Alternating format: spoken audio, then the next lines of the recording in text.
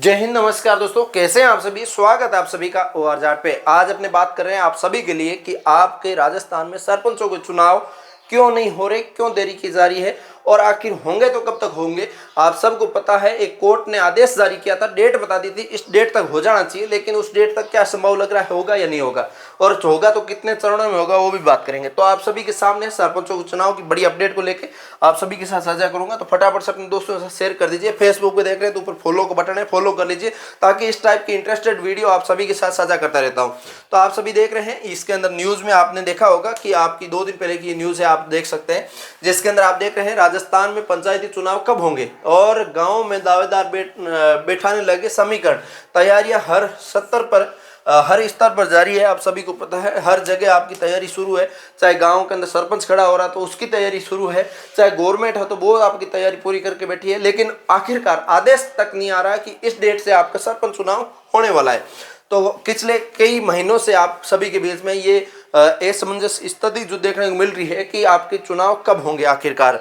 तो ये सारी चीजें आपकी स्पष्ट कर दूंगा इस वीडियो के अंदर। तो आप देख सकते हैं, ये गंगानगर की ओर से न्यूज आई जिसके अंदर आप देख रहे हैं, और इसके अंदर मैं आपको बताना चाहूंगा कि गंगानगर की ओर से ये न्यूज है, गंगानगर स्टेट की न्यूज है, लेकिन ये पूरा राजस्थान की न्यूज समझे आप, है ना, सिर्फ गंगानगर की नहीं। पंचायती राज संस्थानों के माध्यम से गाँव की सरकार में गठन को लेकर पिछले कई महीनों से चल रही असमंजस स्थिति को अंतिम मतदाता सूची है वो जारी कर दी। अब आपको पता है गाँव के अंदर जो अंतिम मतदाता सूची है वो भी जारी कर दी। वो कैसे डाउनलोड करनी वो आप कहेंगे, कमेंट में लिखेंगे, तो मैं आपके लिए अलग से एक वीडियो बना के बता दूंगा, ताकि आप उस वीडियो को देख के आराम से अंतिम जो सूची है आपके लिए निकाल सकते हैं, ताकि आपका नाम, पिताजी का नाम, डेट ऑफ बर्थ वगैरह सही है या नहीं है, या आपकी फोटो किसी दूसरे की चिपका दी वो आप चेक कर सकते हैं। तो वो सारी चीजें ठीक है। और उसके बाद मैं बताऊं तो आप चुनाव को लेकर सरपंच से लेकर जिला परिषद सदस्य का चुनाव लड़ने तक के इच्छुक दावेदार जीत का समीकरण बिठाने लगे हैं। और जहां प्रशासन चुनावी प्रचार हुआ है तो वहीं दूसरी ओर चुनाव की तारीखों की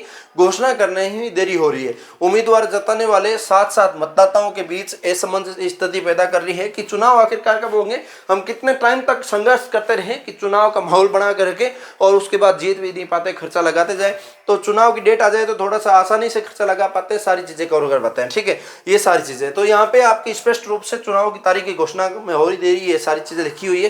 राज्य निर्वाचन आयोग के निर्देशानुसार जिला अधिकारी डॉक्टर मंजू ने 25 फरवरी को राजनीतिक दलों को प्रतिनिधियों के साथ बैठक में पंचायती राज आम चुनाव 2026 के लिए मतदाता सूची का अंतिम प्रकाशन भी कर दिया था। ईवीएम मशीनों के माध्यम से आपका चुनाव होगा, आप क्लियर कर दिया, संभाल भी शुरू कर चुकी है। और चुनाव कार्यों में जुड़े अधिकारियों का कहना है कि हालांकि चुनाव की तिथियां घोषित नहीं हुई, लेकिन चुनाव को लेकर तैयारियां पूरी हो रखी है। हम कभी भी चुनाव आपके लिए डेट घोषित कर सकते हैं, ठीक है। ये सारी चीजें और अमंजस जो असमंजस स्थिति है, क्या रीजन रहा होगा इसके पीछे, तो मैं आपको बता दूं, राज्य के अधिकांश ग्राम पंचायतों का कार्यकाल है 2025 के अंदर समाप्त हो चुका था, जबकि आपको मैं बता दूं 12 जिलों परिषदों और 130 पंचायत कार्यालयों के अंदर जो है जो सितंबर से दिसंबर 2026 तक उनका कार्यकाल है जो पूरा होगा।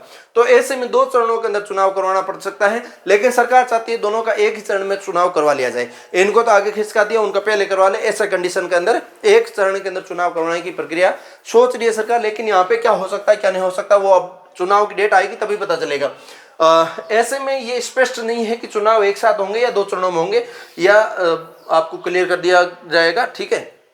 इसके बाद राजस्थान चुनाव का अपडेट दो से अधिक जो संतान वाला है नियम, वो भी मैंने आपको बता दिया है, वो भी अपडेट आ चुका है बीच में। और इसके बाद मैं बात करूं तो आप सभी के लिए यहाँ पे बहुत बड़ी अपडेट आप सभी के सामने है कि कोर्ट ने भी आदेश दिया था कि आपको 15 अप्रैल तक इस चुनाव को करवाना होगा, इसको लेट मत कर सकते, नहीं कर सकते। गवर्नमेंट ने भी एक्शन लिया था कि हमारी तैयारियां पूरी है, हमने मतदाता सूची जारी कर दी है और सारी चीजें कर दी है, हम चुनाव करवा देंगे, लेकिन आखिरकार डेट जारी नहीं की जा रही।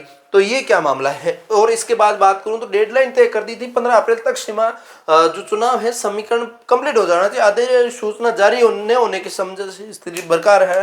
आपको पता है अभी तक जो आधिकारिक रूप से कोई भी इसके अंदर पूरा डिटेल के साथ आया नहीं। सुप्रीम कोर्ट ने निर्देशों के तहत गठित ओबीसी आयोग की रिपोर्ट और नए सिरे से होने वाले आरक्षण रोटेशन को लेकर भी स्थिति पूरी तरह से स्पष्ट नहीं है, तो ये भी आपकी बीच में एक बड़ा पॉइंट बन रहा है। तो आपको मैं बता दूं, आप सभी के लिए बहुत इंपॉर्टेंट है कि आपका 15 अप्रैल जो कोर्ट ने आदेश दिया है गवर्नमेंट को कि 15 अप्रैल तक कैसे ही करके इस चुनाव को कंप्लीट करवाया जाए।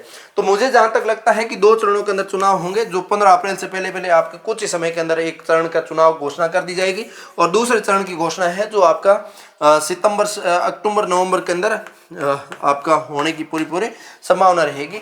दूसरे चरण की, पहले चरण की आपकी अभी महीने 15 दिन के अंदर अंदर आपका चुनाव की डेट घोषित करके और 2 महीने के अंदर चुनाव की प्रक्रिया समाप्त करवा दी जाएगी। तो उम्मीद करता हूं आप सभी को अच्छा लगा होगा। लाइक से सब्सक्राइब कर दीजिए। इस टाइप की इंपॉर्टेंट अपडेट जब भी होती है मैं आपके सभी के साथ साझा करता रहता हूं। मैं मिलूंगा किसी नए सेशन के साथ, तब तक के लिए फॉलो करके रखिए। मैं मिलूंगा किसी नए सेशन के साथ, तब तक के लिए जय हिंद, जय भारत।